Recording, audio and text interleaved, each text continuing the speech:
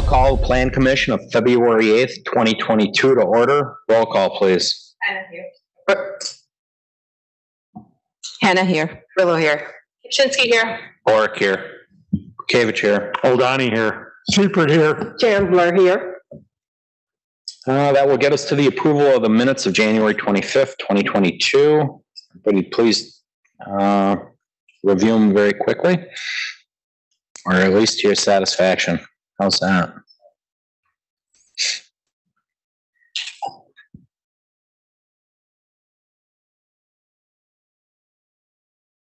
When you're satisfied with them, motion please.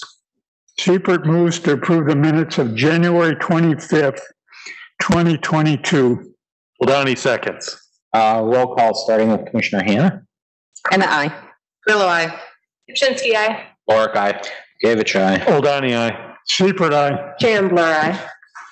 Item 4 is Common Council actions, significantly. Carrie? Common Council approved the following. A resolution accepting the property at 8870 South Nicholson Road via warranty deed from the Milwaukee Metropolitan Sewerage District. A resolution granting and authorizing execution of a perpetual conservation easement to the Milwaukee Metropolitan Sewerage District on the property at 8870 South Nicholson Road. And a resolution approving a certified survey map submitted by Chris Peralt, Caro Land Surveying, Inc. for the properties at 175 and 175R West Ryan Road. Mr. Mayor. Thank you, Carrie. There were no actions for the Board of Housing and Zoning Appeal actions, and our next quarterly Park Recreation Commission action, we'll get that report the 22nd of March, 2022. So that will get us in the new business, and item A is a plan review of site building, landscape, and related plans by Caitlin Kincaid, Texas Roadhouse for a proposed restaurant on the property at 1489 West Broadrick Place. So, Carrie. Thank you, Mr. Mayor. This is a request for site plan approval. The current zoning is B4. It is part of the Highgate PUD, so there were conditions and restrictions for that approved PUD in your reports, as well as the approved master landscape plan and design guidelines. The proposal is for an approximate 8,300 square foot restaurant with a 476 square foot outdoor patio that is attached to the building. The location for the proposed restaurant meets all setback requirements, and of course it is subject to those PUD standards. Within the PUD itself, it's on the southwest corner, highlighted in yellow on the screen, and for those who are unfamiliar, this is at the corner of 13th and Drexel, so this is the southwest corner as it's going onto the on-ramp. On the screen right now is the proposed site plan. As you can see, it's the proposed restaurant in pretty much the center of the property with parking on the exterior. The access is via the interior development roads. There is no access from Drexel Avenue.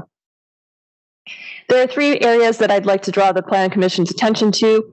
The 2 areas that are part of the landscape design guidelines are in blue and orange. On the blue side, that is the perimeter landscape area for the I-94 corridor. In orange is the perimeter landscape area for the development itself along Drexel. It's basically applicable to Drexel Avenue and 13th Street as written into the approved landscape design guidelines. And then along the north, there is a shared parking agreement that is in place between this property and the property to the north. So when that becomes developed, there is an agreement for shared parking. So the curb area that is highlighted in yellow on the screen is pretty much a temporary condition. On the screen right now are the proposed landscape plans, and the 2 areas that are highlighted are, again, those perimeter areas. So it's the perimeter boundary, setback, and planting area along Drexel Avenue, which is 15 feet in width. And there are specific requirements per those landscape design guidelines for what needs to be incorporated into that perimeter area. And then along the I-94, it increases to 20 feet in width.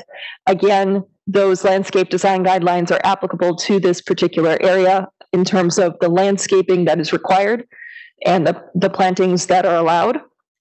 One area of note, the landscaping plans will need to be slightly modified for compliance with code and with those design guidelines. One of the design guidelines requires bark mulch instead of the river rock that is proposed in these plans. That's kind of minor adjustment that'll need to be coordinated. In terms of parking for the development, if we go back to the site plan, you'll notice that there are several areas for parking, and want to draw your attention to the minimum parking requirements that are for this particular use. The requirements are 1 stall for every 150 gross square feet of dining area, plus 1 for every peak shift employee. They are anticipating 65 employees, which would equate to approximately 96 to 124 stalls. And the reason I have a range in there is because, we seem to be missing the floor plans in here. I apologize for that. The floor plans that were submitted indicate that there are areas of the restaurant that are not accessible to the public and are not part of that gross dining area. The approximate area of the restaurant that would be for dining area is about half, which is why I had the low end of 96 parking stalls. As proposed, however, there are 142 stalls on site, and there is, again, that shared parking agreement. Turning now to the elevations for the proposed building. On the screen is the south elevation. This is what would be seen from Drexel Avenue. Materials include face brick, stone wainscot, and fiber cement lapboard siding. Per code, the brick and stone veneer must be at least 4 inches, and we've seen that requirement before. So that is included in the conditions of approval. The trash enclosure that is on the back side of the building, that is proposed to be CMU, split face CMU to match the rest of the building. So what you can see here, what's the light brown, essentially, that's the fiber cement. The gray is a painted metal roof. Then there's face brick, which is kind of your red brick. And then the stone makes up the lower half of the building and the columns. Again, this is the face, this is facing Drexel Avenue. And this is what would be facing I-94. So this is the west elevation. You can start to see the trash enclosure, if you can see my cursor, on the back end of the building. And then on the opposite side, this is the east elevation. This is actually the entry elevation. You can see the outdoor patio that's attached to the building. It's a covered patio. The difference between the east and west, this is the main entry for the restaurant itself. This is actually the to-go area. So there is a separate waiting area for orders that are placed either online or via phone. This is where people would go to pick up those orders, separate from the main entrance. And then the north elevation, this is facing interior to the Highgate development. Those gates are for the trash enclosure, again, attached to the building. And the trash enclosure, the CMU, is painted to match the fiber cement. Just a couple of other notes. There are several sconces that are proposed along the roof elements of the building. The decorative ones are the kind of gooseneck sconces. We don't have cut sheets for those at this time. Those are probably still in development somewhat. The uplights that are for the proposed flags, however, staff have recommended conditions of approval to ensure that the uplights are angled properly so that they are illuminating the flags to the extent that it's required by federal code. We do want to have those at the lowest possible level to reduce the lights that are not actually illuminating the flags themselves. So it's kind of trying to keep that light trespass at a minimum. For the interior parking lot lights, we are recommending that the pole fixtures are directed downward, shielded, and at a max of 3,500 kelvins as we've required in other developments. Although you can't really see them very clearly, that is exactly the point. The rooftop mechanical units will be screened by the roof elements themselves and the parapets. Signs, although they were shown on the building, are not part of this review. They will be brought back before the Plan Commission at the very next meeting, which is February 22nd. With that in mind, there is a suggested motion, one of two, on the screen for approval for Plan Commission consideration. Mr. Mayor. Thank you very much, Carrie. Before we go to the commission's applicant, want to say a few words? We need your name and address, please. Absolutely. Hi, my name is Emily Bernal. My address is 1165 West Deer Path in Lake Forest, Illinois. I am a consultant for Texas Roadhouse and actually acting as the applicant for and on behalf of Katie Kincaid of Texas Roadhouse. Staff did an excellent job providing detail and background on the proposed project. I'm really here more or less for any questions you may have about the project and about any of the plans or elevations. We're in receipt of staff report. I don't have any concerns with addressing any of the conditions that have been suggested by staff. I think we can absolutely address all of them. So I'm again more or less here for your questions. Great, thank you very much. Of course. Appreciate it. We'll go to the commission. Commissioner Hannah, are you prepared to start? Yes, I just want to make sure if I heard you correctly. Carrie, there is no access from Drexel, all access from 13th Street. All access is from the interior development roads. So there are I believe two or three access points directly from 13th Street to the interior access roads. But again, if we go to the site plan, the only access is in the interior, if you can see my cursor here. Thank you. This is off 13th Street still. Yes, 13th Street is, if you can see my cursor on the right-hand side, and the Texas Roadhouse parcel is on the southwest corner. So they would be entering from the main entry point, going through the development road, and then accessing this parcel that way. Okay, and I'm sure others will ask this question, but as this entrance has been evaluated to make sure there is no backup, especially we're close to the signalized intersection. Absolutely. No we absolutely had coordination, very close coordination. In fact, there were some changes to the roadway itself that were required by Milwaukee County. Okay. And the access at the intersection of 13th and Drexel was also evaluated by WISDOT. So that access, the interior access roads are there. They're present. They're constructed and done and everything. In fact, the northwest corner is the location of Milwaukee Yard. Okay. So all that infrastructure is in and done and accounted for and finalized. So the only extra would be the change to the driveway entrance for this particular parcel off of that development road, which is Broadwood Place. Okay, thank you. Dawn? You mentioned a to-go area. Is that a drive-through pickup? No, it's actually, basically people can park and walk into this area of the restaurant. With their to-go, a lot of this aspect of the concept has been really as a result of COVID mitigation standards, and they really have a great deal of control over the number of orders they receive. A lot of that is done actually through their app and online services, and then once their order is available, the customer will get a text, and usually they are able to arrive, park in designated spots, go in and pick up their food. But a lot of even the payments that they have are handled all through online, so that they don't have staff that are specifically designated like a traditional drive-through, for instance. So it really, they have a lot more control than a traditional to-go carry-out setting. So it's actually a little different and unique to them, to their concept. So that's really what it's being used for. Thank you. Mm-hmm. Ashley?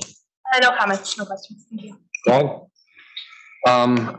The proposed streetscape picture with the little developed square in the middle, that's not this property, correct? That's this one here.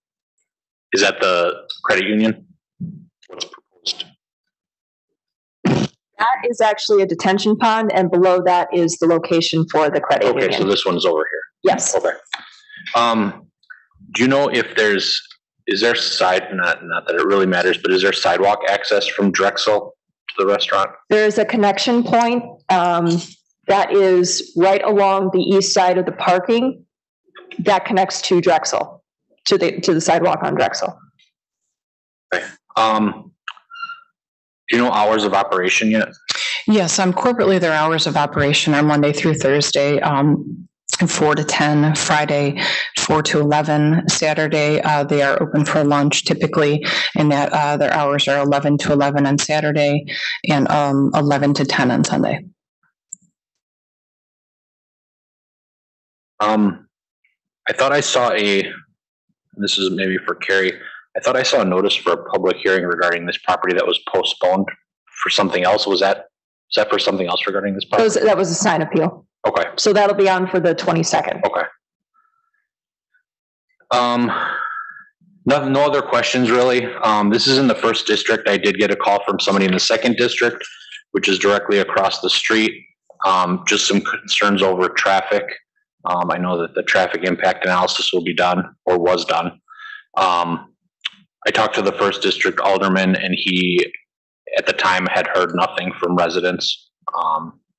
So the only call that I got was from the person in the 2nd district concerned over an increase of traffic of that corner. I know they're looking to develop this entire corner though. I know this fits the zoning. So I have no other concerns. So thanks. Thanks, Greg. Don? And my comments are more, there was a couple articles in some papers that came out before it even hit planning commission that this was coming. And to be quite honest, I was disappointed at the choice that the Texas Roadhouse is going to be the first thing people see coming off from the south, coming north, going into the main part of Oak Creek. This is what we're going to see, a chain, a Texas flag. It's nothing that represents Wisconsin or Oak Creek, really.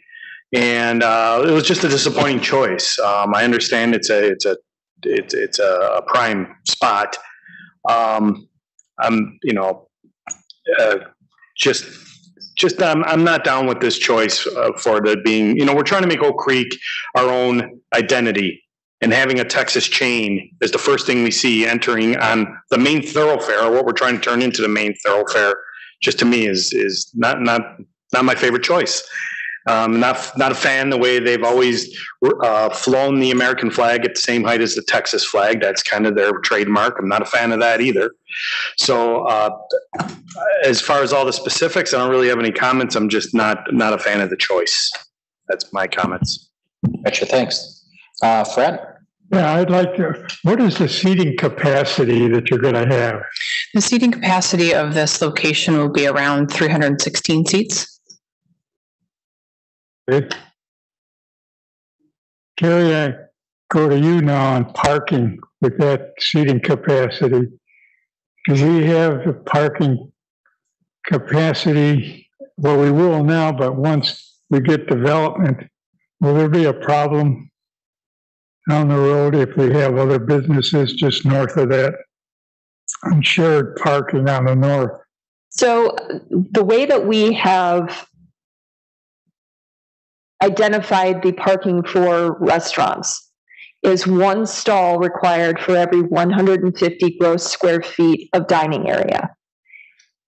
Whether or not that equates to 350 seats or however many seats can be accommodated in the restaurant, we require one for every 150 gross square feet of dining area, plus one for every employee, peak shift employee. So what I brought up on the screen right now is the floor plan for the entire restaurant, and approximately half of that is dedicated to dining space, and that includes the outdoor patio area. The entirety of the Highgate PUD was intended to provide for some access to shared parking options. While we do not know exactly what is going to be on the property to the north, although we have an idea of what we'd like to see there, there are opportunities for shared parking between those two. We anticipate there to be a large parking field for the property to the north. So there is some capacity for overflow parking during peak times. Same with the Milwaukee Yard, which is north of this area. And in fact, if I bring up that site plan for the PUD itself,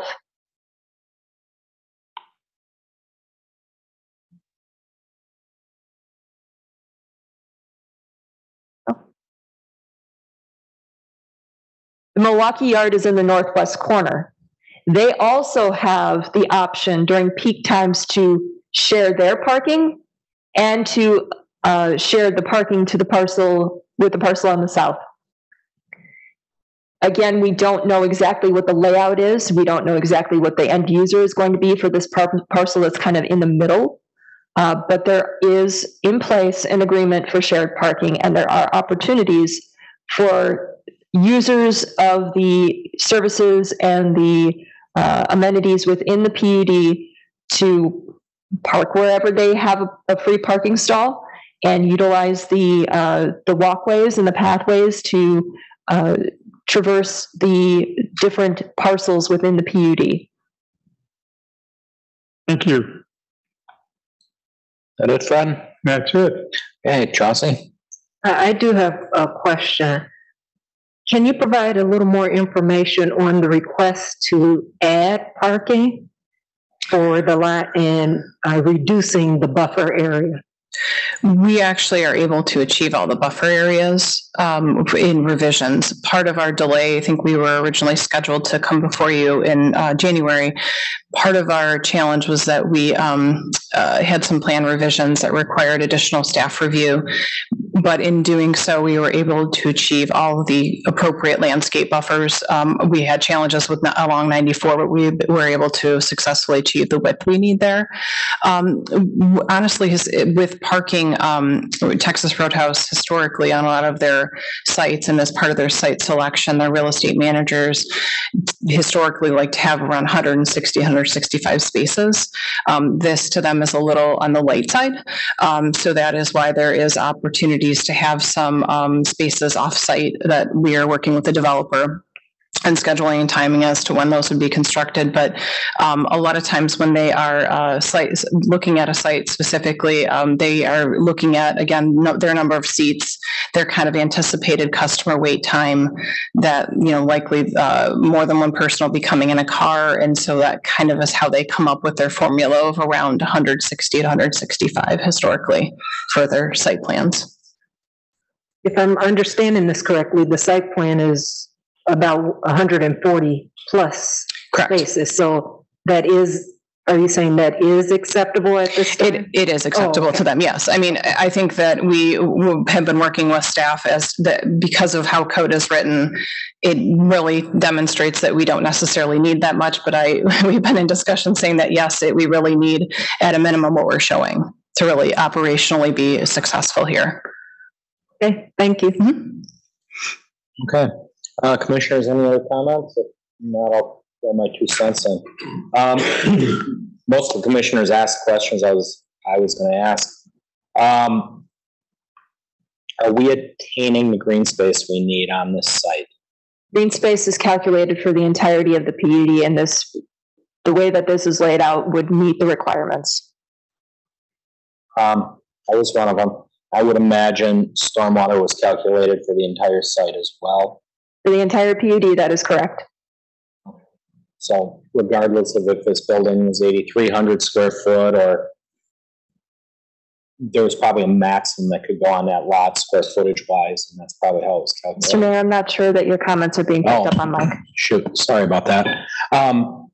So the calculations for the entire site, so the north pond and the south pond, is calculated for a certain amount of square foot addable between the lots. Correct. So there is a minimum requirement for each lot to achieve open and green space for stormwater requirements.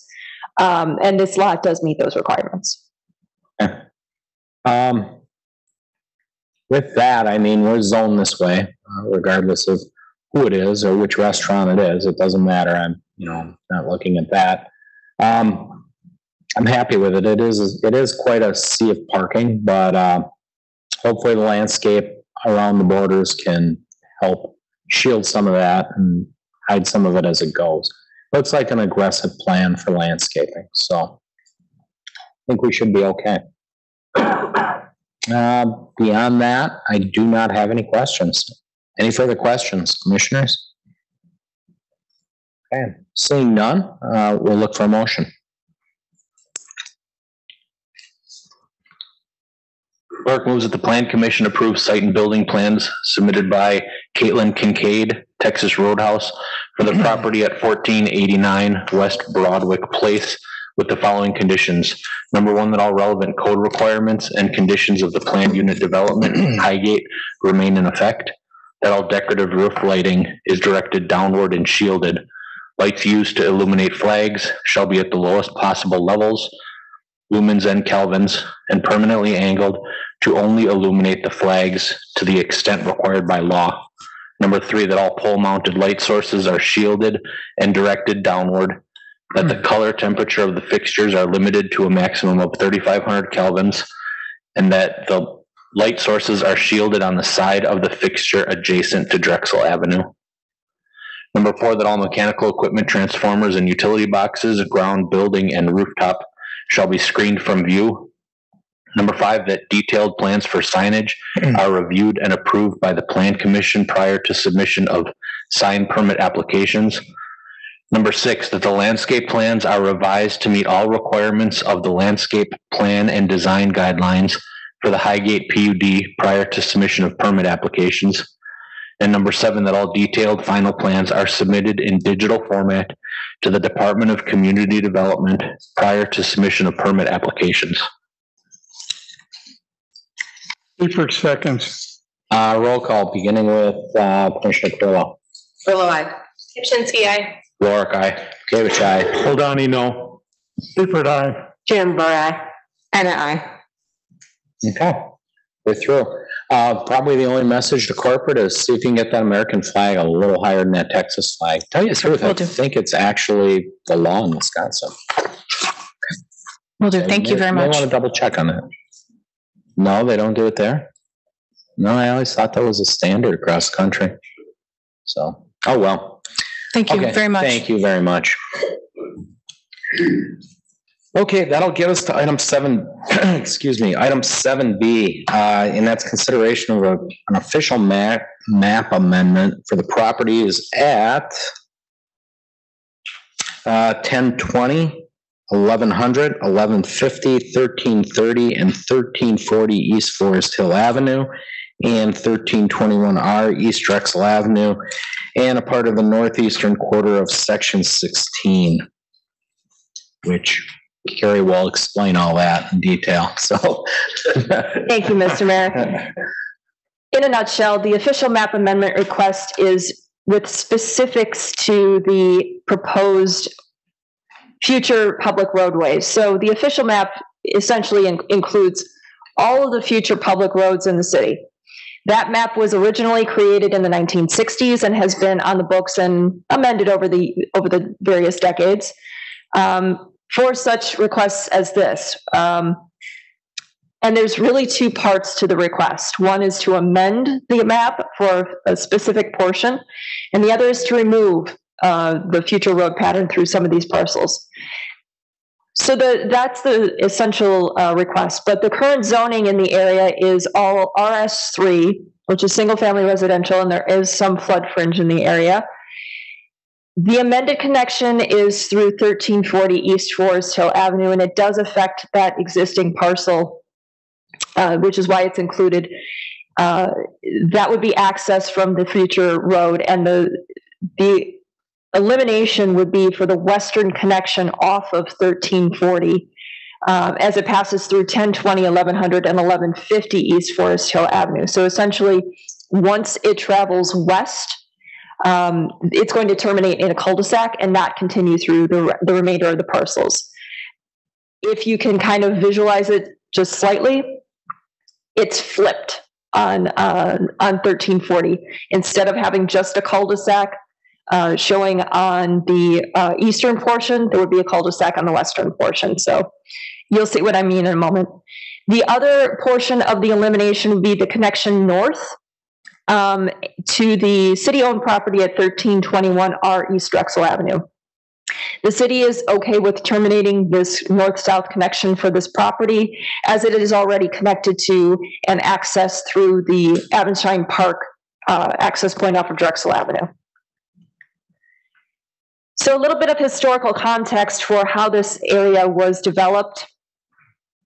In 1994, CSM 6010 divided the property at 1330 East Forest Hill Avenue from the remaining 8.69 acres, and that would eventually become 1200, 1280, 1300, and 1340 East Forest Hill Avenue through a subsequent CSM 7190.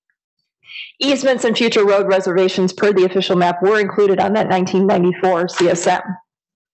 In 2007, the city was awarded a stewardship grant through DNR That allowed us to divide 10 acres for Avonshine Park and create 1150 East Forest Hill Avenue, and that was from the private development land on the south side in CSM 8072, which was approved a year later. Future roadway reservations were shown on that. However, the official map did not continue through these properties on that CSM. And finally, in CSM 8174, that's what divided 1340 from the house portion on 1200 East Forest Hill. And that CSM included easements, floodplain, wetlands, the official map as we show it, and development restrictions. So there are some things that the development of 1340 East Forest Hill Avenue in the future would have to abide by and address. On the screen right now is the proposal and a potential future road layout.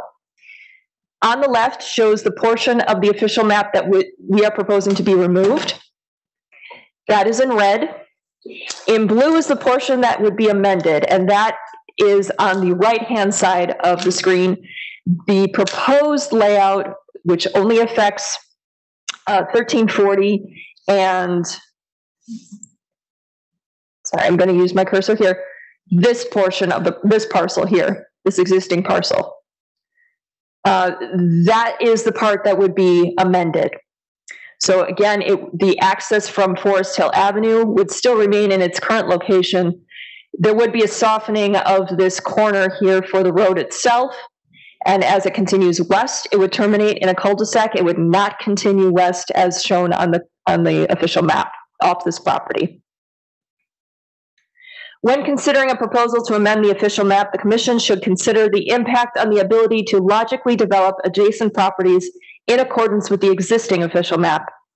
Nearby property owners may have an interest in maintaining certain aspects of an official map if it provides them the future opportunity to subdivide their property in a cost-effective manner. If a person is proposing to remove this opportunity or to alter it, they need to demonstrate that any adverse effects on the property owners involved would be offset by the benefit to the neighborhood. In other words, a property owner should not be able to amend the official map to maximize the development potential of his or her property at the detriment of surrounding properties. This is why we have this potential future layout, and we have areas to be removed and to be amended for consideration by the Plan Commission, and is presented for public comment as well. With that information, there is a suggested motion for approval on the screen for Plan Commission consideration. Mr. Mayor. Thank you, Carrie. And again, before we go to the commission, is the applicant like to say a few words? Good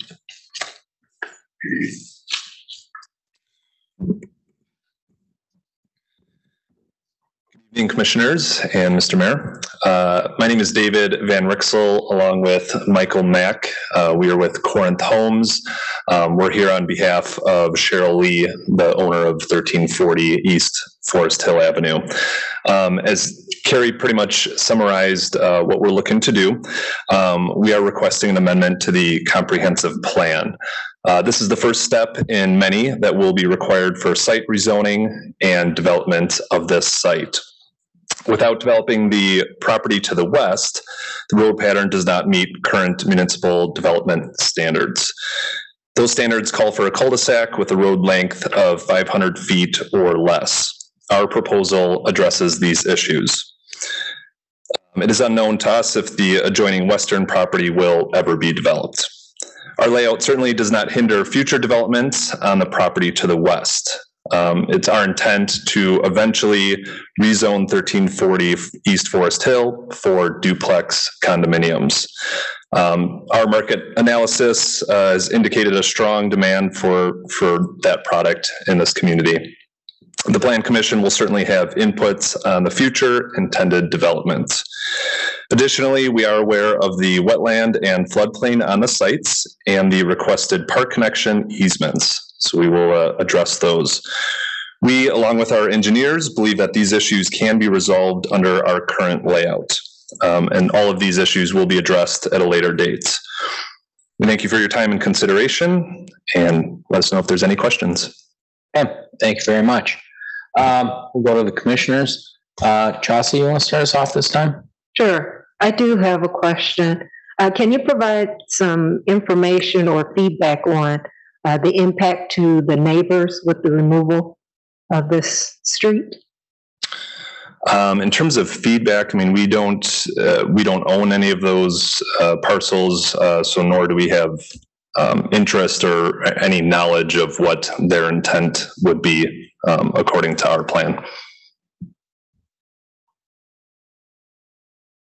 From the city's perspective, the only opportunity to develop the property at 1340 East Forest Hill in accordance with the official map as we currently show it would require them to put in a temporary cul-de-sac at the property line that would be amended once and if the properties to the west were to develop in such a way that the road would then continue west.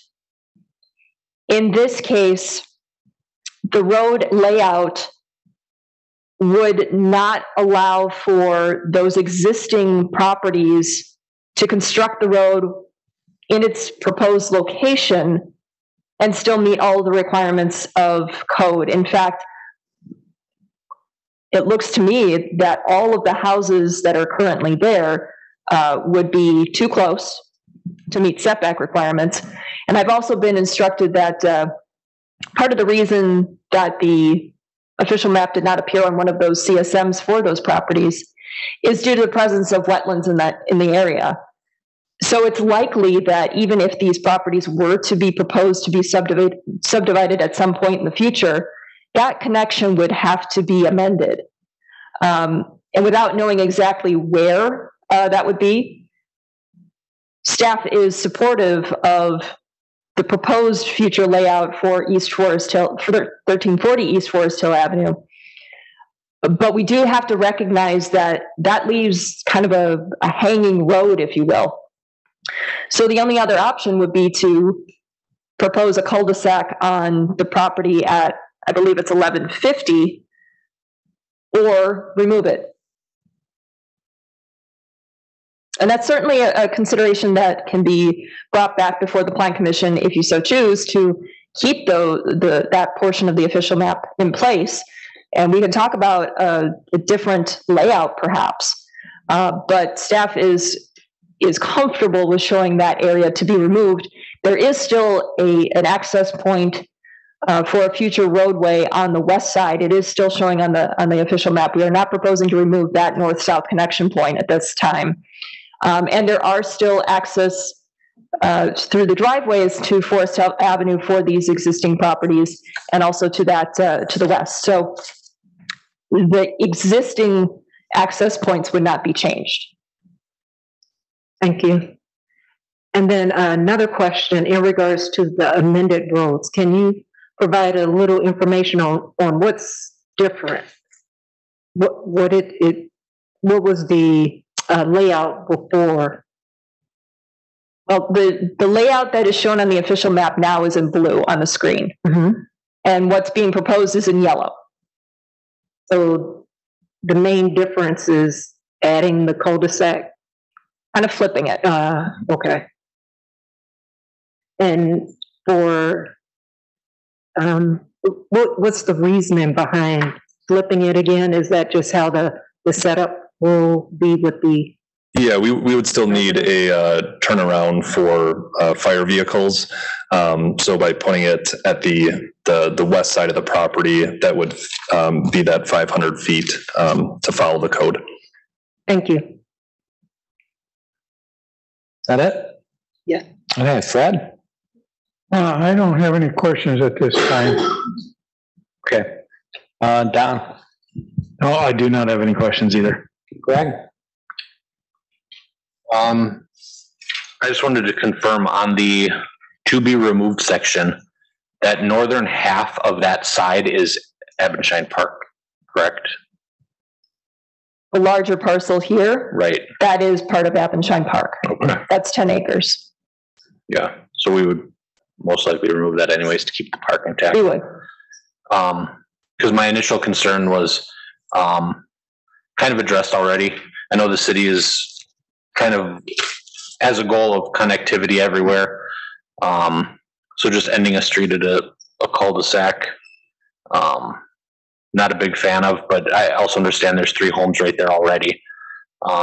So even if it would develop, unless they're gonna raise those homes and completely remodel it all, it makes sense in this instance to remove that section. So as far as the amendment, I don't have any issues. I guess I'd be curious as to if there was any input from neighboring homes, and if the possibility of moving the street to the east side of that lot versus directly next to the existing home, like flipping the road and the homes coming from the south. Do you know where I'm speaking of? If I follow you, Alderman Lorik, there is an existing driveway, and this roadway pattern is actually following that existing driveway. Okay.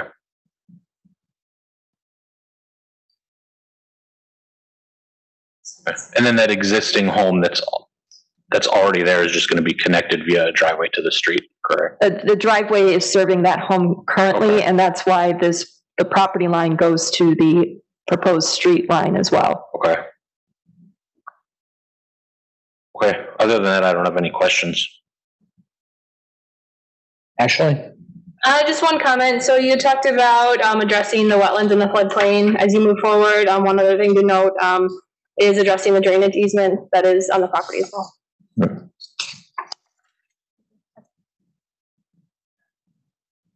And I kind of got a question out of that one. But anyways, Dawn? Oh, nothing for me. Christine? Oh, nothing here. Okay, Greg kind of covered quite a bit of it. Totally makes sense. We know Abachine Park is there. Obviously, that road's going right through those existing homes, and I would think that's the 1300 series on the addresses, the ones on the west in the red. If you kind of follow backwards, 1340, and then it goes. Oh, and then it goes the other way. Oh, yeah, that would make sense. Yeah, going the wrong way.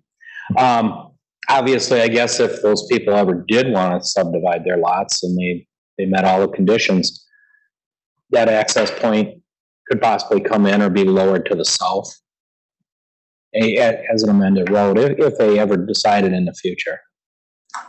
At that point, we would be looking at. So they would make their setback with a temporary cul-de-sac. If we're proposing to remove the official street pattern, that doesn't preclude the opportunity for somebody to propose a private road. This is removing a public street. And also, the removal or amendment of the official map does not preclude any future reviews. In fact, as was previously mentioned, there are quite a few other subsequent reviews that would be required in order to develop the property at 1340, and that would come before the Plan Commission for every stage. And recommendation of the Common Council's approval, should the Plan Commission wish to do so, for either removal or amendment or both to the official map is not an endorsement of any particular layout whatsoever. It is only the recommendation is only for the official map amendment and not any potential layout of 1340 and its subsequent development. So in case anybody was thinking that this is locking in a development, it is not. It is only locking in that future public street pattern. Okay. So now we're going to a city-owned street, an official street in the city, to a cul-de-sac. And right now there exists a driveway through easement. I refresh my memory. We've dealt with this once before. So the parcel, and I apologize that it's parcel 2. Parcel 2 of CSM 6010. Mm-hmm. That was created, and the driveway access to that parcel is essentially in the same location as the future roadway pattern. So it was anticipated that at some point in the future, that official road would be in and serve that property. And the driveway is just coming in from Forest Hill, and that's in that same location. Okay, so the owner just kind of has a easement agreement? It's just a driveway. Oh, it's just a driveway. It's their driveway? I believe that this is in the family, and if I'm incorrect, I apologize for that. I'm incorrect. Okay, I have been corrected. To be perfectly honest with you, I'm not sure what easement or other agreement may be in place. I just know that there is a driveway serving parcel 2 of CSM 6010 currently across 1340 East Forest Hill. Okay, somehow I think we dealt with that along the way. somewhere. It's possible. I apologize that I don't have that information in front of me. I can't remember, but it's familiar to me, so. And then on stormwater as well, I know it's too early, they'd have to do the whole thing, but what's being proposed here with side-by-sides, there's 8 buildings. Impact to the area, to existing neighbors, particularly to the west, I guess it would be. Any idea, Ashley? I don't. I guess my main concern is that the gas line that's going through there is a 30-foot drainage easement, so just being aware of that and taking that into consideration. It looks like the pond is proposed on the northeastern quadrant of the site there. Okay. Okay. I would imagine there's a few folks that came out, wanted to say something. You just didn't come here to hear us talk on a Tuesday night. So if you'd like to come up, I'll give you some time. We don't want to get into repeat stuff, but please name and address. And if you have a question for the applicant, come on up, please. I know it ain't a public hearing, but I just kind of do that. So. Hi, I'm Kathy Bernicki. Can you make sure you're on the mic, please, Kathy? No, the big, tall, you can bend it down. There. Okay. I'm Kathy Bernicki. I live at 1100 East Forest Hill. That would be probably the 3rd house down from the property. Okay. I already have a lot of drainage water sitting in the front of our house. It's not going anywhere. Back in 1958, there was a $1 proposal contract signed with the city that the city was going to take care of a drainage for us. So it seems like all they ever do is just take care of the cul-de-sac on our driveway, and the rest of the water just seems to go forward, not east, forward, goes south. So we have a lot of water, standing water. I'm really concerned about what this potentially could do to the front of my property that's already was wetlands, but now it's more like a swampland. And you're directly south of that. I'm directly west of the property. Of the proposed, I'm looking at the cul-de-sac. Oh, okay, yeah, okay. As far as the road that goes between 1100 and 1150, that part of the orange that goes to the back of the park, I have no problem getting rid of that. As far as the other part of it, it all depends on the amendment to know what's going to happen with the building next to us before I'd want to eliminate all that. Yeah, and I would defer to probably Carrie. I mean, as they go to build this, they obviously got to meet stormwater plans, and there's a lot of houses there. Oh well, they're side by side. Yeah, I know, yeah. But that's a lot of property. Correct. In a small amount of Correct. Area. And again, I know this is not this. Yeah. This is just it's preliminary. Number one, but they're obviously given the acreage they have, and I don't know exactly what it is, but they look for some density. That's why the side by side element, right? And also, kudos to them because they're hitting a market in Oak Creek that we haven't had in quite a while. Yeah, but the market of residential homes has gone away. But the condo for side by side markets, what they need is the density on the land to make them. I guess what I'm looking at, this sets a precedent. There's a lot of other farmland down our street, and that means we don't have a road that can widen as well because of how close a lot of the houses are. You mean Forest Hill? Forest Hill. No, it would. You're right. There's culverts there. It would need some work. Everything's possible, and it's way in time, but there's no plans to do it at this time. But again, if the farmers decide to sell off their land in Arizona, I understand. Choice. So, but we do want to be conscious of particularly the stormwater, without a doubt, and that's why we have people like Ashley and we came to the city at least 3 times already to try to have our property fixed up, and it goes to deaf ears. Either that or DNR stops it. I don't know. I'm sorry to hear that. I know, I know that's a difficult area down there on the south side of the park because we cleared some land there that was, Mhm. was flooded out.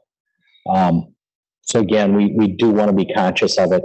And again, I know this probably doesn't give you any comfort, but usually when we do development, compared to what was done many, many years back, it's done a little more thoughtfully.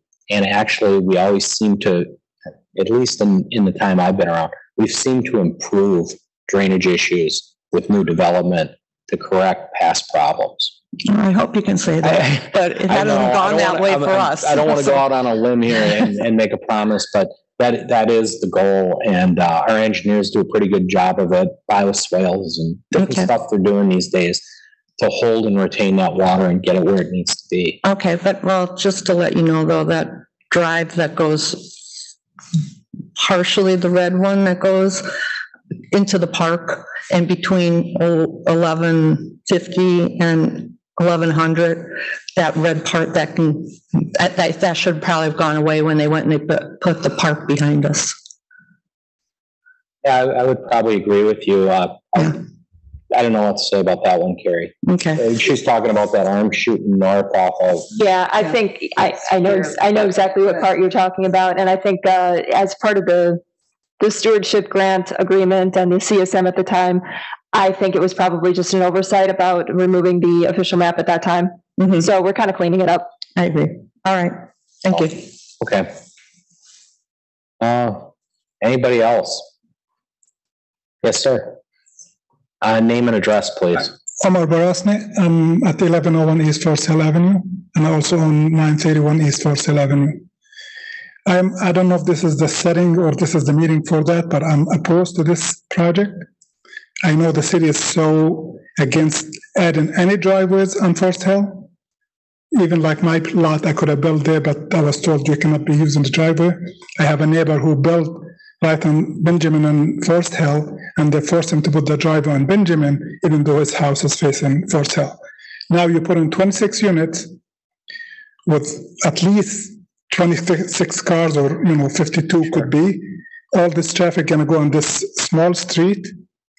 And I'm personally, I don't know if my other neighbors are, but I'm opposed to this project, and I appreciate the input. And our traffic and safety always takes into account they don't want a driveway every 20 feet along a major thoroughfare. But we're talking about an engineered street, which would be a vast improvement from the driveway that exists there now. But again, traffic impact always takes precedent in it as well. So I guess the one thing that's nice about this is it's not a through street. So in the end, what I mean is it doesn't connect out to another street. So nobody's the only reason you'd go down there is because you have business there. No, I know, but I'm saying that even makes it worse. So everybody gonna go into that area and come out. It's gonna come on Forest Hill. There's no other way to go like after. No, you're correct. So they're gonna have more traffic coming there. Whether a traffic study is needed on Forest Hill, that's another topic. And I don't know. Ashley, any comment on that? No, I guess for this, I don't really see a need for a traffic study or anything for development of this. You're correct. It will increase traffic, sir. Thank you. It will. Thank you. All right, man.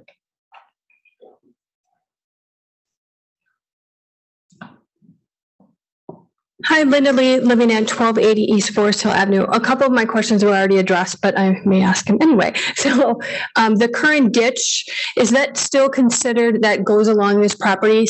It used to be considered a navigable waterway. Just wondering if the DNR has been involved, and do they have to approve any changes to that? If it's a navigable waterway, I'm no expert. I would say yes, but I don't know if we're far enough that we've talked to DNR. Ashley? I know a wetland delineation report was completed.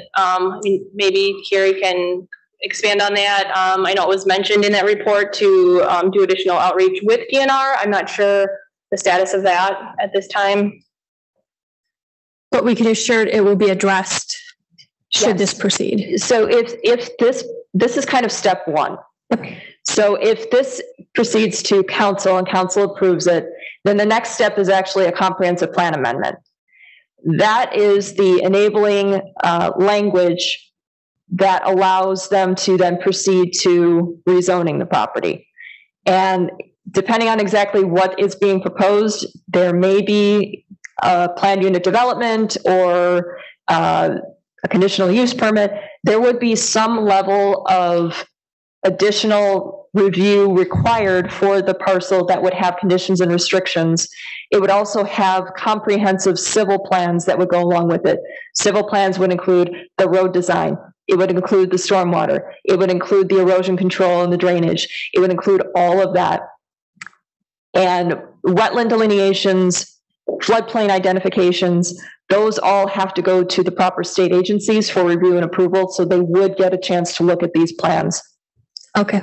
My other comment / question is similar to the other gentleman. You have the potential for 26 new units here. If there's 13 side-by-side units, there's already an existing home in the back. There's an existing home that uses this driveway too. So the potential is there for 28 new units. Similarly, is there no concern that all of that access is going just to Forest Hill? That's the only access point is Forest Hill for all those vehicles and all that traffic? That is really where our traffic engineers come in. Okay. And they really have the experience to do that. I mean, typically we, as Alderman Lark said, we like connectivity. Not only for the traffic, but for our protective services. And Mike, I'm going to be asking you to come up next. So, okay. If you have any comments, just one clarification. Sure. A little bit difficult to see on the screen because of all the hatch area, but the official map for the area is actually shown in the dotted lines, the black dotted lines. The only way that you would maintain connectivity to get through to Drexel Avenue is if you retain the official map as is, meaning it would have the connectivity through those existing developed parcels to go north. That would be the only way that you would have any other access to go to Drexel Avenue. Otherwise, everything has always been planned to utilize Forest Hill in this area. That's the way the official map is presented on the screen right now. But for any changes that have occurred since the 1960s, this has always been the layout. Okay. My last comment is, while this is premature, I understand that, but the map, she's already shown the map that kind of shows what a future development could look like. And the narrative that was included in that has the zoning going from RS3 to RM1. And RM1, as I look at the definition of that, is multifamily residential, efficiency, 1 bedroom, 2 bedroom, 3 bedroom. My concern, living right on Forest Hill there, could that mean that should this development not come through, or even if it does, that these could be an apartment complex versus side-by-side condominiums? I'll defer to our assistant planner, Carrie. So that's actually an error. And they've submitted more information prematurely than was needed for this official map amendment. And that would not be the appropriate zoning for what we call single-family attached or side-by-side duplex dwellings. The correct zoning request when it comes forward would be RD1. Excellent. Last question, and this is very minor, just making sure that these, should the development come through, and this is maybe more of a question for you guys, is this owner occupied or rentals? Owner occupied. Okay. Thanks. Oh, you're welcome. Okay. Assistant Chief Havey, any comments from fire? I mean, just on what you're seeing, I know it's very early. Good evening, Mike Havey, Assistant Chief of the Fire. Looking at the proposed plan, we've reviewed everything conforms with what we're needed for fire suppression and emergency services, with the number of lots is less than 15 and the distance is less than 500 feet. So at this point, conceptually, it does fit what our needs would be. Okay. Would a hydrant go up to each cul-de-sac? So we would work with water utility for utilities that we would need a hydrant based on our municipal code with at least 300 feet from any dwelling. Okay. Thank you. Okay. Anyone else before I take it back to council? To commissioners, sorry. Wrong day. Okay, commissioners, any last questions? Okay. Okay, I do have a question. Yep, go ahead. It's a question / concerns from what I heard here. Having only one access on Forest Hill for all of these residents, development, housing, whatever that may be, it's kind of concerning. If there's one crash or one accident, something that will block the road, that's going to be a major access issue here. So I think that's true in any cul-de-sac, in any subdivision, True. without a doubt. But you're correct. I mean, as I said, we always like connectivity, but given the wetlands and as Carrie described, it's hard. It's hard in this situation, and with the lot number at 13, it fits our code. Regardless of code, I understand what you're saying. It's just still something to consider when you're looking at the traffic impact analysis from this roadway and the width of the roadway. Sometimes you need to widen to accommodate for future issues. So this is something I have been seeing in the past that can take place. Good point. Very good point. So I cannot confirm what the existing right-of-way is for Forest Hill, but it does look like it's at least a 60-foot wide right-of-way along Forest Hill itself. Whether that would be adequate to widen it in the future, that would be something that we would have to consider at that point. But what would be proposed for this would be a 60-foot right-of-way. Even if you put like a striped shoulder outside, you're not going to put like a curb and gutter, right? It's just like a rural sidewalk or like a rural end or ditching. What is it going to be? Well, Forest Hill is not being proposed to change at all, but the proposed development road would have to meet the requirements for the engineering design manual for a public street.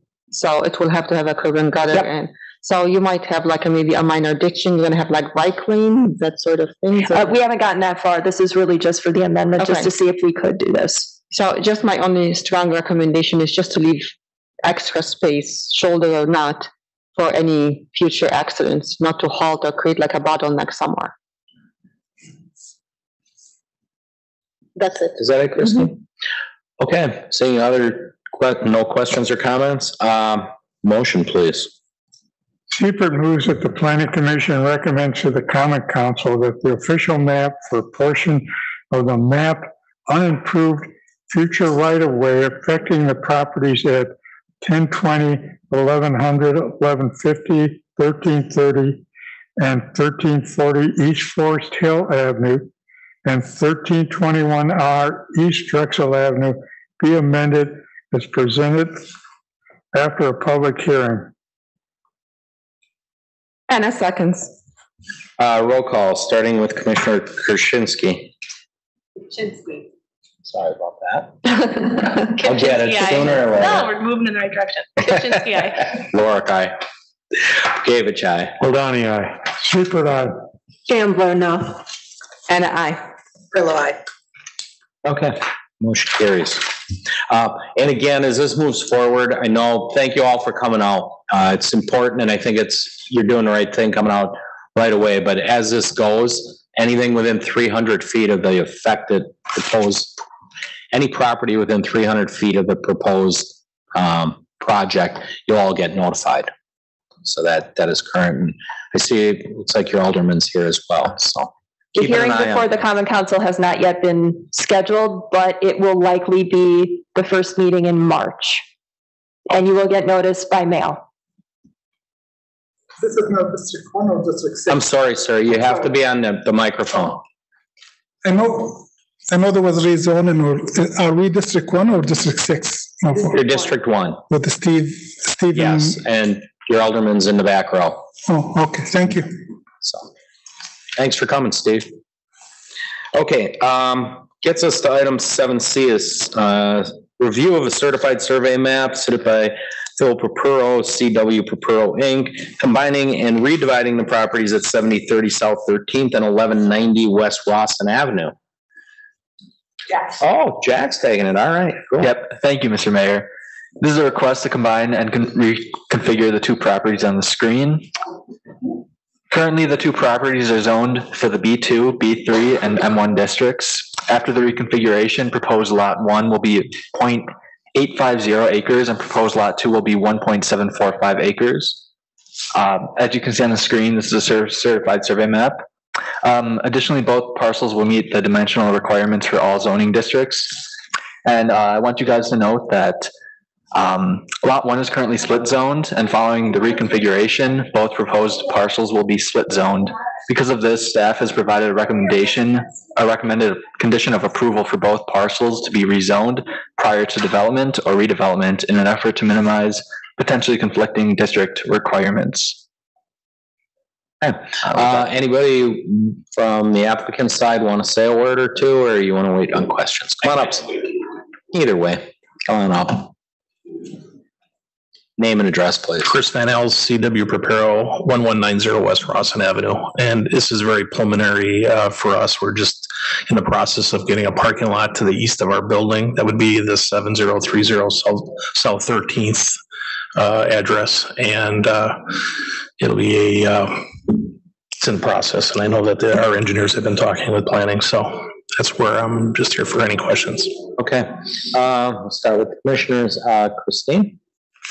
It could be very early, but what is the reason for the combining? You just mentioned like parking, adding parking or? Yeah, we're just gonna add a parking lot on the east of our building. Right now it's green space. There was a house in that lot, and back in 2017, we acquired the house and it's been demolished, and we'd like to get a entrance off of 13th Street for our headquarters.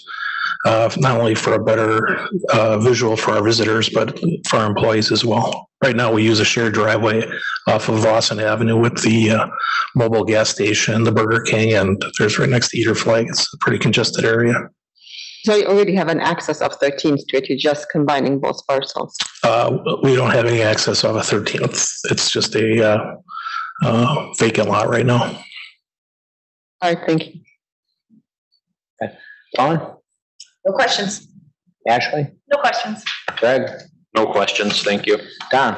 No questions. Fred? I'd like to know what the zoning is going to be if you combine the three properties.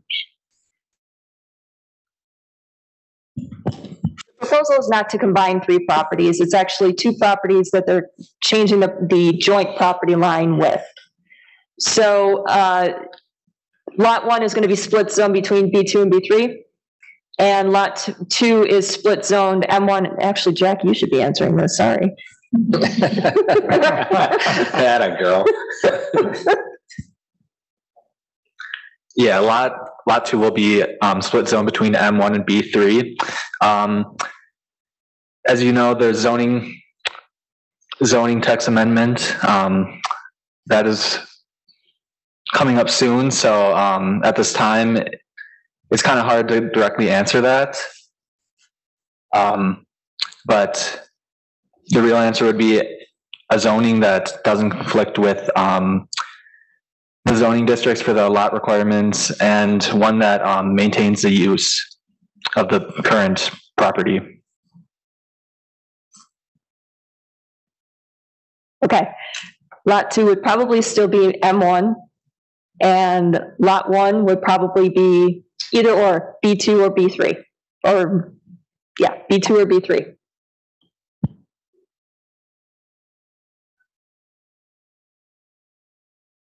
Good, thank you. Okay. Chauncey? No questions. I have none myself either, so pretty clear. So with that, motion? Donnie moves that the plan, excuse me. I got the wrong one here. Well, Donnie moves that the Plan Commission recommends to the Common Council that the certified survey map submitted by Phil Preparo, CW Preparo Inc. for the properties at 7030 South 13th Street and 1190 West Rawson Avenue be approved with the following conditions. 1, that each of the proposed lots is rezoned into a single zoning district prior to submission of applications for development or redevelopment. 2, that all technical corrections, including but not limited to spelling errors, minor coordinate geometry corrections, and corrections required for compliance with the municipal code and Wisconsin statutes are made prior to recording. April seconds.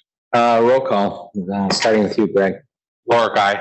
Bekavich, aye. Aldani, aye. Shepherd, aye. Chandler, aye. Anna, aye. Grillo, aye. Gibsonski, aye.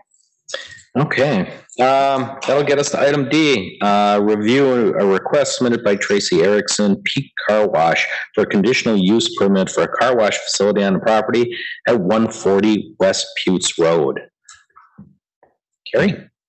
Thank you, Mr. Mayor. The request is for a private car wash facility on the property at 140 West Putes Road. The current zoning is B4. It's part of a PUD.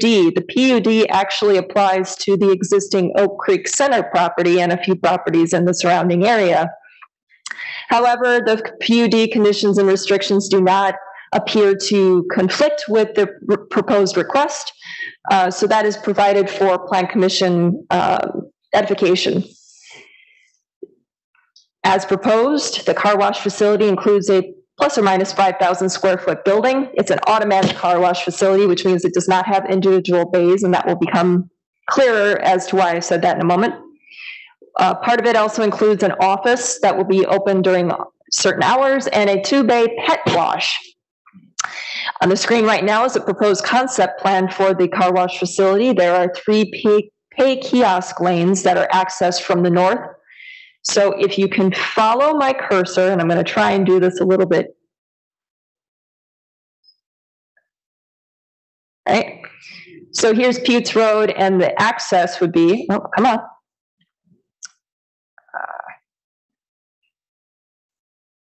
From Putes through the existing drive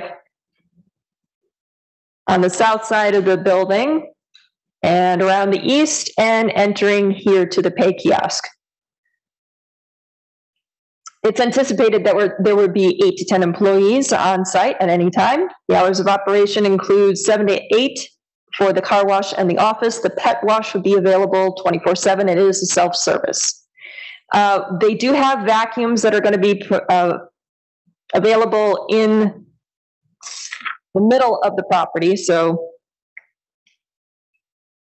right in there. We don't have any information as to whether or not the vacuums would also be allowed or available 24/7, or if they would only be available during the office hours. So that would be something to clear up as we move forward with the proposal. It's anticipated from the proposed, from the narrative that was included in the proposal, that they would have 200 to 400 customers a day. So that car wash facility can really, accommodate quite a few vehicles in a short amount of time. There are 28 parking stalls that are provided, and there is a reason, again, why I mentioned the single bay for the car wash facility. And that's because the code is actually written for car wash facilities that have multiple bays. So the minimum parking requirements are 1 stall for every peak shift employee, and sufficient queuing for 4 vehicles per car wash bay. Since there's only 1, and there's sufficient queuing for multiple vehicles in excess of 4, which do not kind of conflict with any traffic patterns or public rights of way, it does meet that requirement. And as far as the 2 kind of detailing or dry bays that are also mentioned in code, it's only 1 automatic car wash facility, so we just kind of excluded that from the calculations. Interestingly enough, our code does not have any parking requirements for pet wash facilities or dog grooming or any kind of facility like that outside of animal hospitals and kennels. So as far as the total parking is concerned, staff is satisfied with the 28 stalls that are being proposed. We should note that in this proposal, and this is partially because of staff input, some parking stalls that are existing are being removed. However, they're currently pretty well underutilized. We don't have any concerns for removing those parking stalls, and there is shared parking for the rest of the PUD.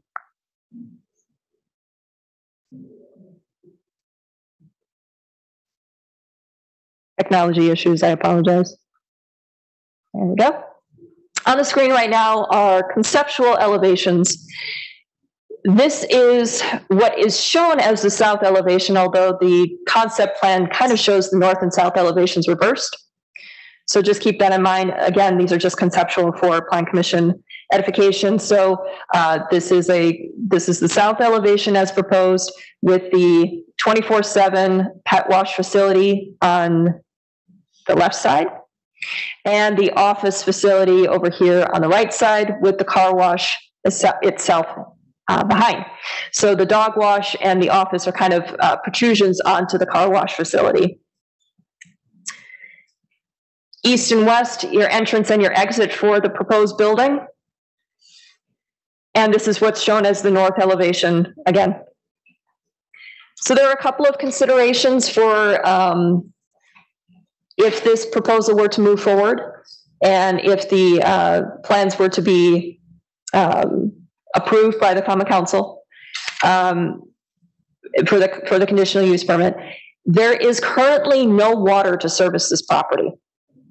So one of the requirements will be that the water main is extended to service whatever happens on this development parcel. So that's a very big consideration that will need to be addressed in future plans should this be presented for approval.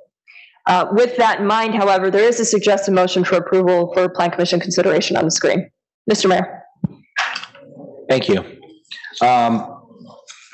Applicant want to say a few words? You're pretty anxious. Come on up.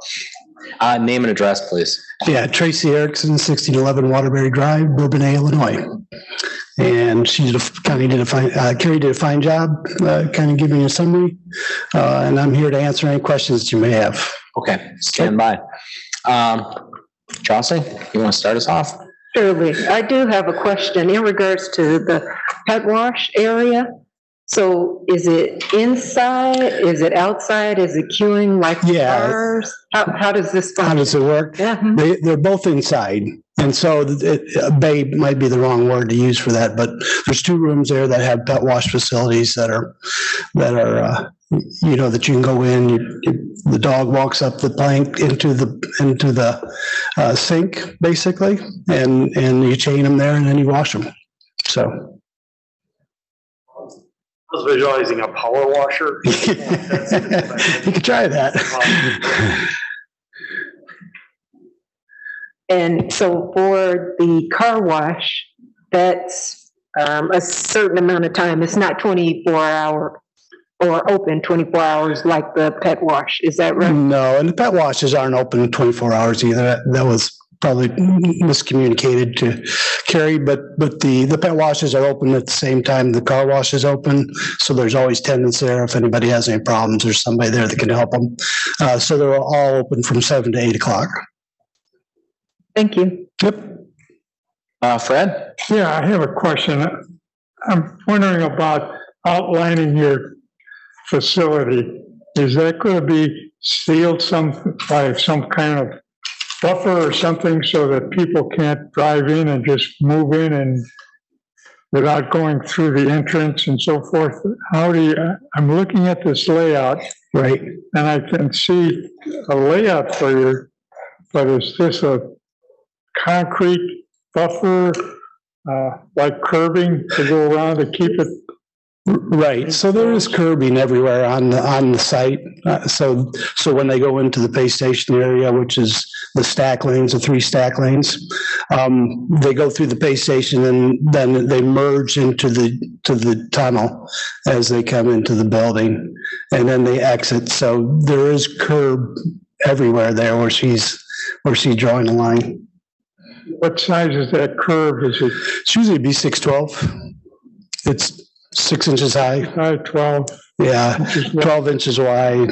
Yeah, it's the curb is actually about 6 inches above the pavement, so it'd be hard to go outside. You kind of keep it sealed is what I'm getting at. It's not open. You have to come through the entrance at the north end to get into your. Yes, you do. Mm-hmm. And then I'm a little concerned about the width of that opening for the entrance and the exit of your car wash. If you've got people coming in from the east and trying to go out at the same time, you've got kind of a tight area, at least looks like. Are you talking about a north side there where the entrance is at? Yeah, that's exit. I don't. That's together.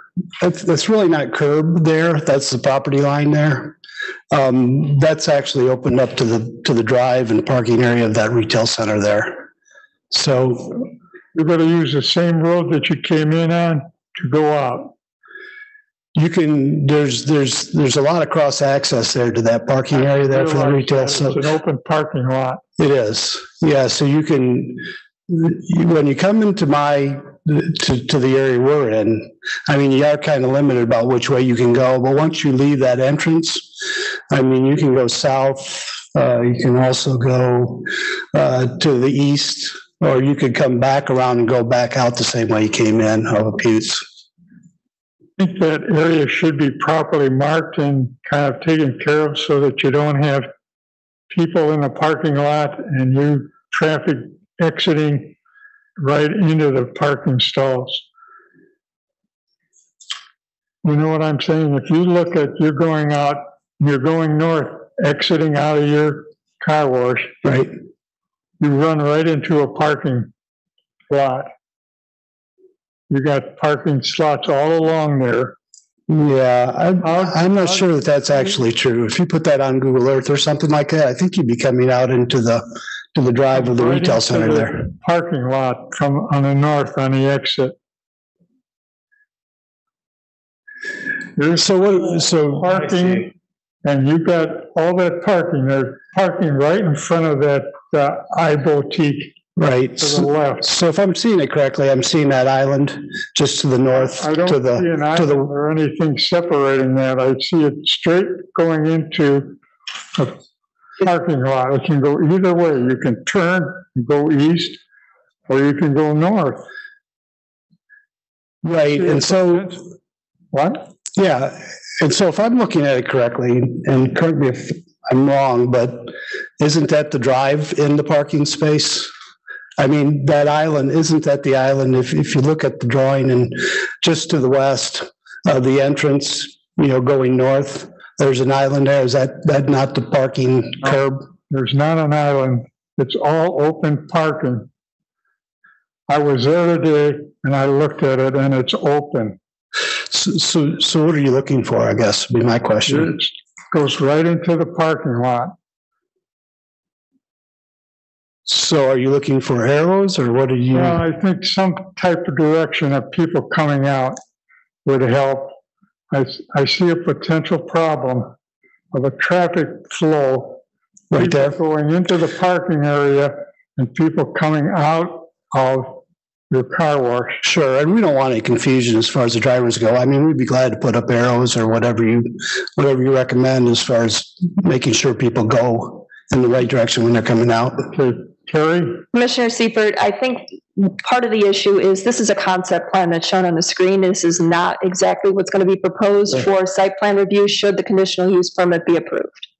I'm just suggesting, I looked at that layout and I was there at the facility and I just could see a potential problem down the road if we don't address that issue of the exit coming out of your car wash. Sure. There will need to be a coordination with the entry and exit points for the existing commercial facility that is on Oak Creek Center property. So there will need to be a coordination between the two properties for traffic flow, for parking, for all of that. But that would come at site plan review. Okay. Point taken. Okay. Thank you. Thank you. Fred. Okay. That's it. Don? Yeah, not to beat a dead horse, but you could come in off of Howell potentially into the main entrance of that strip mall there and enter in theoretically, right? I mean, we don't have to enter in through Putes and do the snake thing. It's already there. That entry off of Putes is already there. No, I know, but I mean, I understand that. I've used it many times. But you could potentially come in off Howell, right? So that entrance that I'm with him, that tight turnaround, that little U-turn you're gonna have to do to get in and possibly get back out. I just asked when the real plans start coming together to really look at this layout, that is just a tight horseshoe of a turn to get in and back out. You know, and I would agree with you. You'd almost be better off flipping the building to the north. It is going to be a big jam up right there. And I actually, see that. staff made the opposite recommendation. The building was at the back of the lot and had all the parking toward Putes, and the request was actually for the building to be closer to Putes, so that the building was presented to the road rather than the parking lot. That would have been my comment too. The traffic flow is huge. I mean, that existing building, that is parking lot, as Fred said, right at that entrance, you could have cars parked. Because they're gonna need parking for that existing building. What's a little bit unusual is that this lot is both connected to and separate from Oak Creek Center. Yeah. It was one of those, CSMs from the 90s that didn't fully recognize how that Oak Creek Center property was developed before it kind of split this off into almost like a flag lot, a small flag lot. So it is slightly challenging in terms of what is already there and how to connect the two. It was anticipated for this to be in some version of the plans, an extension point for the building itself. But there was no requirement for the property to remain with Oak Creek Center. So we do have a separate lot that can be developed. Sure. Yeah. From the owner's perspective, I mean, we're pretty pliable. We'll do whatever you recommend. Just, we're getting into the weeds a little bit here, but that would have been my comment too, with the traffic flow, and I don't know, turn the building north, south, I don't know. You guys can figure it out. But anyways, anything else? I believe I have the floor. Yeah, you do. You do. No, that is, I have no problem with, you always use more car washes if you just look around right now, and I have no problem with that. But when this comes back, I am going to be watching this crazy traffic flow for this thing carefully. That's my only comment. Okay, Greg? I have no issues. I think it's a good use of that area. The Speedway right next door does not have a car wash. Used to be in the second district. Now with the rezone, it's not. But I think this is a good use there. Have you developed one of these elsewhere? Do you already own these? Yeah, we have one in Mount Pleasant. Got one up in Menasha. Got one in Greenfield. It's a Tsunami car wash. The one in Greenfield's right next to the Myers that's there. Okay. I'll have to take a look the next time I'm there. And again, I know it's coming back to plan review. I'm just curious. Do you ever have issues with 3 lanes of queued traffic going down to 1? No. Self-regulate? The gates regulate it, so we have loops and those kind of things that allow the gates to open up when the next car turns. Another site review thing, Carrie showed the elevations. The south elevation, what was marked as south, had the doors. Is that incorrect? People aren't walking across lanes of traffic to get into the dog wash doors. Is that correct? Oh, I thought she said south. What was presented was this was the south. This was facing Drexel Avenue. But if you look at the site plan, it is unclear whether or not this elevation would be facing the road, or if it would be this elevation facing the road. Right. Just a point of clarification, those doors are always on the parking lot side, so no, they won't be walking across traffic. And then how much is a dog wash? How much is the dog wash? Yeah. $7. And is it soap and everything in them? It is soap and rinse, yeah. Okay. It's a timing thing, like the old bay washes would have you put your money in and yeah, you get timed. No other concerns then. Thank you. All right, Ashley? No questions. Thank you. Don? Being a person that tried to get a car wash on Sunday, and they were like hours long, you're going to make a lot of money. Well, hope that's the plan, right? No, I think it's great for the space. Thank you. Just one comment, I think already been addressed. There is a lot of huge traffic conflict between TJ Maxx area and the Marshalls there and all of those businesses in this area, and they're only controlled by stop signs. And there are already issues, people T-boning each other because they have no sight distance. They have sight distance issues. So you're coming also with a lot of traffic in this neighborhood. So again, like others have said, make sure the traffic flow is very well looked at and how designated, where cars should go where, and avoid so many conflict points as possible. Right. We agree. Okay. Thank you.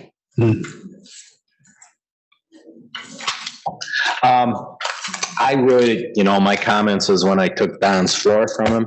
But no, I agree. Just, continue to work with staff. I do, and I agree with Don. It's, we don't have quite enough car washes here. I think you'll do very well. And I agree with Carrie. It's a challenging lot. Just figure out that flow there. That is a very, very busy, that Oak Creek Center is very busy there. And, occasionally there's a taekwondo school there, and they'll even complain about the traffic now with people not yielding to pedestrians and things. Right. So got to work through a few things, but otherwise, good concept. Good. Motion then, please, on D. Moves the Plan Commission recommend that the Common Council approves a conditional use permit for a car wash on the property at 140 West Putes Road after a public hearing and subject to conditions and restrictions that will be prepared for the Plan Commission's review at the next meeting. Anna seconds. Roll call, and I'll begin. Aye. Holdani, aye. Seifert, aye. Sharon Blair, aye. Hannah, aye. Willow, aye. Krasinski, aye. Oric, aye. And thank you very much, sir. Appreciate it. That'll get us to item E. It's a presentation, and we'll hear a presentation on the Neighborhood Preservation Program, better known as Creek Code. No action will be taken on this, so.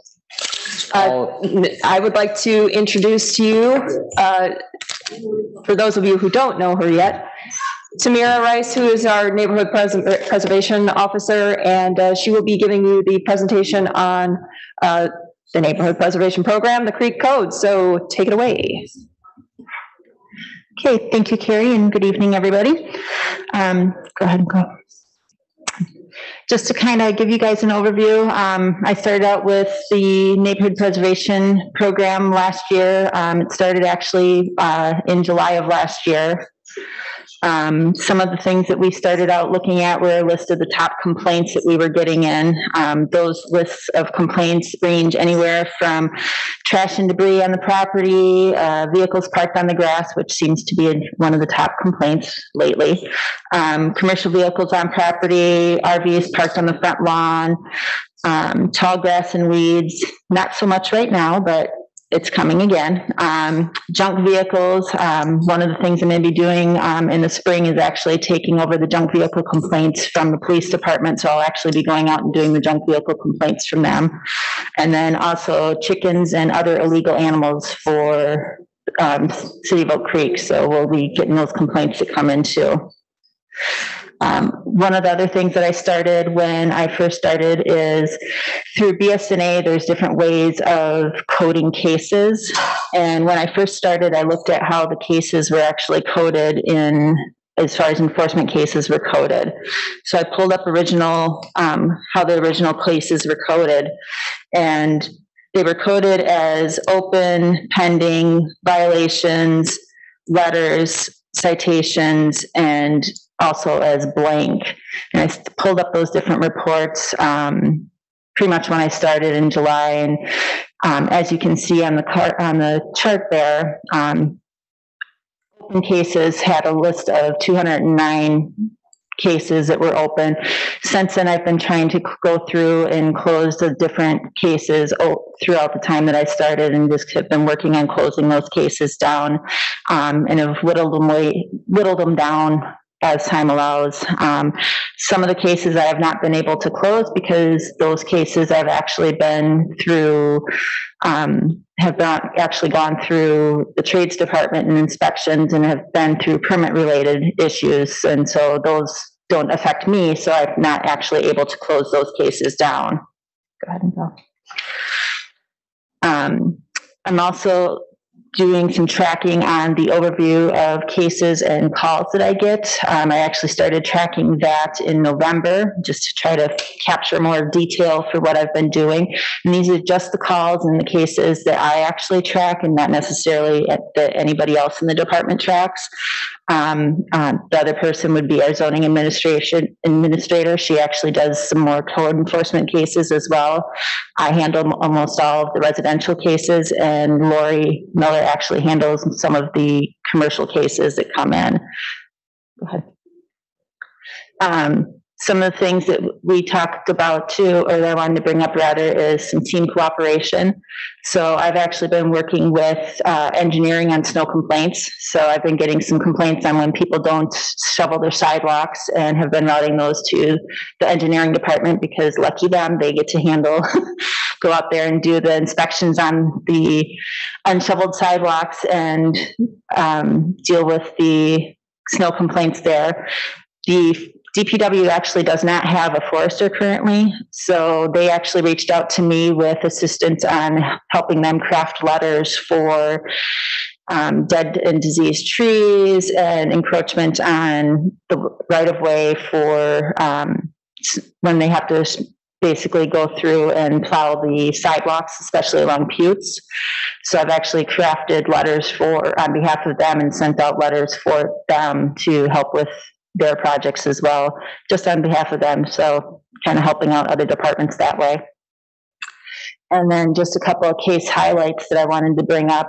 Early on, I actually referred a case to the Oak Creek Police Department. It was a mental health case. There was a resident that called up that was convinced that Mitchell Airport was spying on her.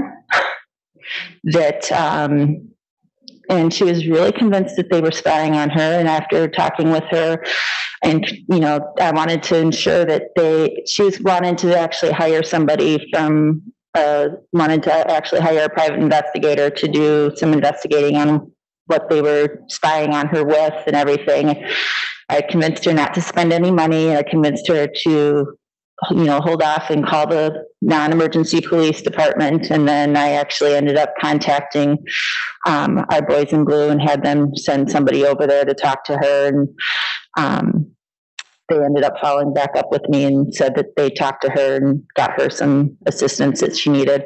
And then I also worked with a resident in Alderman Dukniak's district on eliminating a feeding station. That she was a resident that liked to feed the animals, put out some bread and some apples and whatnot for squirrels and everything. Well, it was creating a rodent harborage for mice and raccoons and other animals, and it was creating a nuisance for some of the other critters to come by and for the neighbors. And so the neighbors were concerned about that. So I contacted her, and she actually called me, and once I sent out a letter and let her know that that was not a good idea to be feeding the animals that way, sent out a letter to her. She called me up, and I had a good conversation with her. She was concerned about the feeding stations. I suggested she actually get a shepherd's hook and a bird feeder, and she went out that night and got a shepherd's hook and a bird feeder, and told me to come back the next day and take pictures, and gave me permission to come out onto her property. And I went out there, and sure enough, she had 2 shepherd's hooks and bird feeders, and got rid of the bread cans full of bird food and bread and everything. So got rid of that, and I was very happy to take care of that for him. So, but that's kind of what we've been doing. We've just been working on that, and most recently, it didn't make it to the thing, but most recently now we are working on coyotes. And Mayor Dan can attest to that. So. Yeah, so she's made quite an impact here in the city. You don't see it behind closed doors, but the number of calls that come to the alderman, the mayor, not to mention the department heads themselves, just on some of the stuff that goes on, leads her to a very interesting job.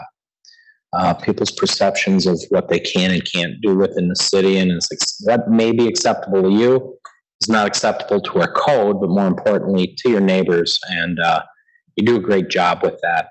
It's very noticeable. I said that in one of the last meetings. It's a big difference in my call volume. As you said, there are some coyotes that are along the interstate, Falk Park area and College Avenue. And for some reason, they're particularly active these days. And Don't know why. It could be breeding season or what have you, or there's an abundance of food here. It is That mating might be it. season. I found out from the wildlife biologist. It is mating season now. But they're being very bold and aggressive these days. So she's looking into that, and that's no easy task because when a resident's threatened by an animal like that, it's intimidating and you can't move quick enough, but she's doing all the right things. And it's really not a DNR issue of all things. It's really odd, but so we're looking on a solution to that. Greg, anything from your end? Just wanted to thank you. Not necessarily with my role here on the Plan Commission, but as an alderman. You can ask my kids. I do not have the patience to deal with some of the calls I'm sure you get. So thank you for dealing with those. I'm glad you brought up the coyote issue. I did get a call from a couple residents at Oak Creek Estates. One of them specifically let me know your name and that she dealt with you directly, and she was very pleased with the interaction. So thank you for that. And thank you for looking into the solution to that. So great. Other than that, no, just thank you. Keep up the good work.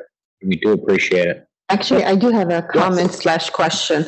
So that's weird. I have never heard about what you do or anything from that source. So I'm glad you came and introduced that to the rest of us who doesn't know you. So what do you do for the people who just walk around your neighborhood with food and then they decided to throw it off in your yard? Personally, I'm kind of sick of picking after people's trash. But as people walking, it's not neighbors or things from that sort. So is there anything that you have worked on to eliminate that? There's nothing I specifically have worked on currently to eliminate that. I have 6 years of code enforcement experience. I have 5.5 years prior to coming here for code enforcement experience from the city of Milwaukee. Up there, people were just throwing it out their car window and just driving away.